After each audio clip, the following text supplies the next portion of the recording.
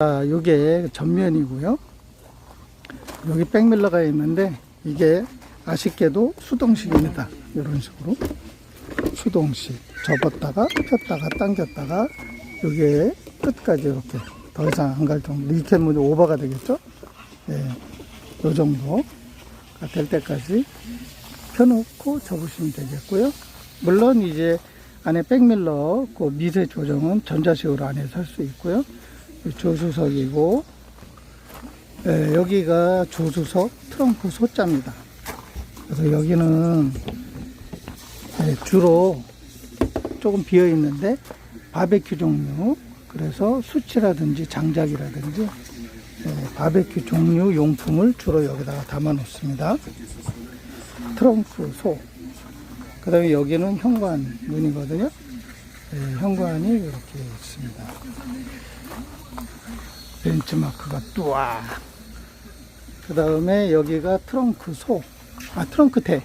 트렁크 대, 조수석 대.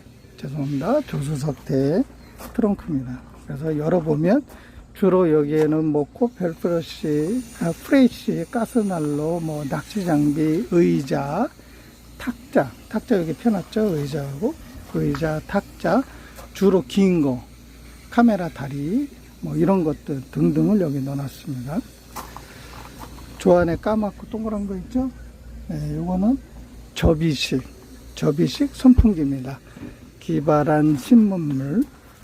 자, 그 다음에 여기 보이시죠?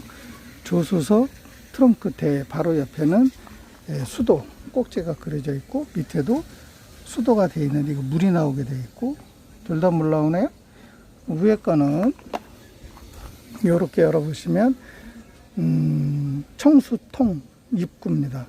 그 청수라는 거는 캠핑카 안에는 물의 종류가 세 가지가 있는데, 청수는 깨끗한 일반 수돗물, 먹지는 못하지만 세수나 뭐 설거지나 이런 거 하는 게 청수고, 오수라는 거는 이제 샤워를 하든지 아니면 설거지를 한 그 오물수, 그래서 사용한 버려야 될 그 물이 오수라고 하고, 그 다음에 저 반대편에 변기가 있는데 변기통에 있는 화장실수 해서 이렇게 세 가지가 있습니다.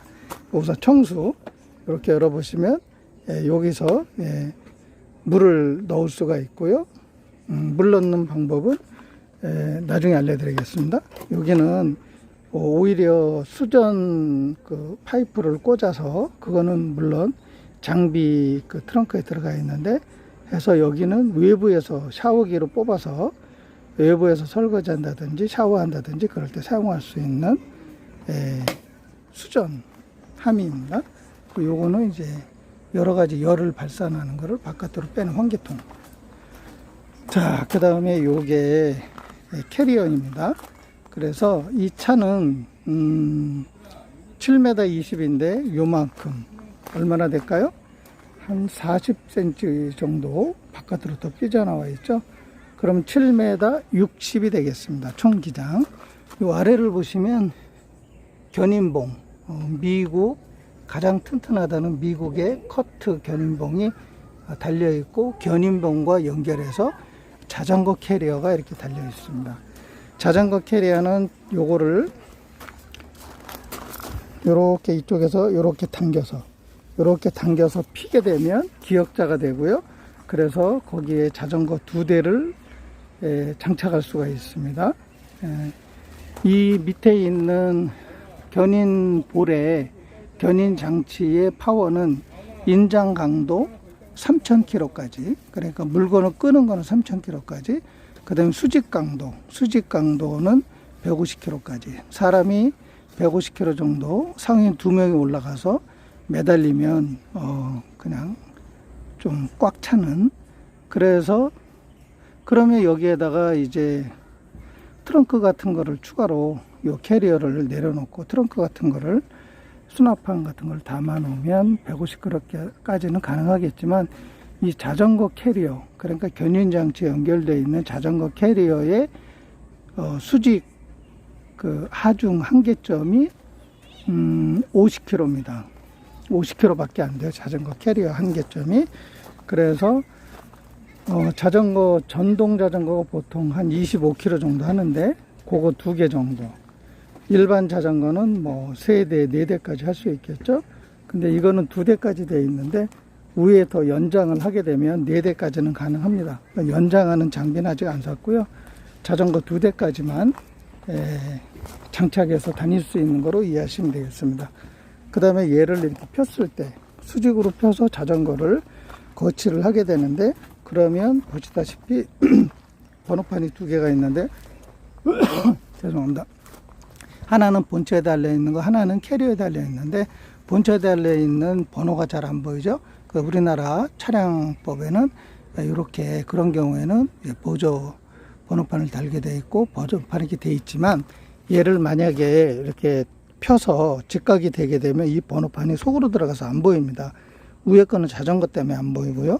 그러니까 현재 이렇게 장착을 안 할 때 이 상태로 다니고, 자전거 장착을 할 때는 이걸 내려서 얘 번호판이 안 보이게 될 텐데, 번호판이 보이는 방향으로 여기 보시면 이렇게 찍찍이로 되어 있습니다. 이렇게 찍찍이로 해서 쉽게 이동할 수 있으니 얘를 방향을 이렇게 틀어서 번호판이 보이게 하고 다니셔야지, 아니면 딱지를 끊습니다. 그 다음에 이쪽으로 돌아가면 여기가 이제 변기통. 그래서 나중에 어떻게 사용하는지 알려드리겠고요. 여기가 화장실, 환기구. 또 여기가 거실, 창문이 되겠고요. 요게 이제 운전석 운전석 트렁크대가 되겠는데, 여기는 주로 장비들, 그러니까 벙커에 빠졌을 때, 모래나 벙커에 빠졌을 때 쓰는 벙커 탈출 체인이 있고요. 그 다음에 저거는 이제 이 캠핑카가 땅이 고르질 않아서 한쪽으로 기울었을 때 기울은 걸 잡아주는 레벨러라고 밑에 받치는. 그 다음에 이 빨간 가방은 뭐 낚시 가방인데요. 이 베이지색 이런 건 각종 밴드. 그리고 저 밑에도 여러 가지가 있는데 저건 여러 가지 등산 장비. 차량과 등산에 관계되는 모든 장비 함입니다. 그 다음에 지금 여기 꽂혀 있는데, 이거는 한전 일반 220V 외부에 있는 전력을 차량에 공급해서 쓸 수 있는 한전 주입구입니다. 연결구. 요것도 나중에 알려드릴게요. 요건 간단하니까 지금 말씀드릴까요? 이런 식으로. 요거를 현재 꽂혀 있는데 안 쓸 때는 당기시면 이렇게 빠집니다. 이렇게 3구로 되어 있어요. 그 속 안에 이렇게 들어가게 되는데, 얘를 보시면 이렇게 되어 있죠. 요거를 뚜껑을 여세요. 열고, 한 손이라 좀 불편하긴 하지만 열고 밀면 위에 걸려서 안 들어가죠. 그래서 위에를 안에 구멍이 있어야 들어갈 수 있게 좀 올려서 이렇게 구멍에 맞춰주면, 밀었을 때 이렇게 밀면 착착 들어가는 거죠. 요 뚜껑을 열고, 뚜껑이 열리면 그 뚜껑이 더 이상 90도로 딱 꺾인 이상 안 되는데, 걔는 저 안으로 들어가는 구멍이 있으니 거기다 맞춰서 밀어넣고 얘를 꽉 잠그는.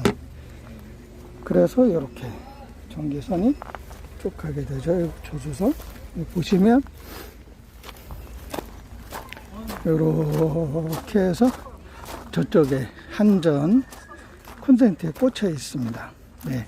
그래서 저 꽂혀 있는 전기선까지 약 30m짜리 저희 거고요. 그리고 여기에 30m 기본으로 쓰고, 혹시 부족할 때를 대비해서 10m짜리가 또 있습니다. 연결하게 되면 다 해서 40m가 되겠죠. 요게 30m짜리. 여기서부터 요거는 뺄게요.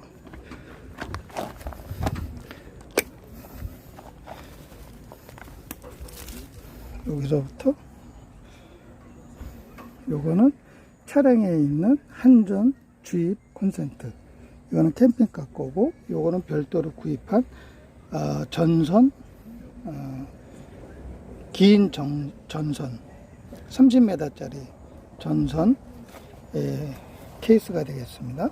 그래서 아까 보셨듯이 저 끝에 그 얘의 제일 끄트머리 부분, 그 콘센트를 한전 전원 단자에 꼽으시고 캠핑카까지 와서 여기서 다시 캠핑카에 있는 요거를 여기다가 꽂으시면 연결이 되는 겁니다.